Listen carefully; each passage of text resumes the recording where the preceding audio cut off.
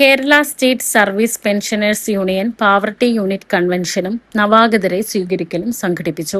KSSPU Thrissur ജില്ലാ president EV Dasharathan പരിപാടി ഉദ്ഘാടനം ചെയ്തു.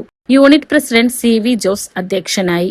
ജില്ലാ കമ്മിറ്റി അംഗം KP Joseph, block president RP Rasheed, VP Pappachan, KV Joy, Shantha Vincent, Josephina CA, Shaji Tharakan, John O Pulikkottil, Siddique KA എന്നിവർ സംസാരിച്ചു. ചടങ്ങിൽ വിവിധ സാംസ്കാരിക പരിപാടികളും അരങ്ങേറി.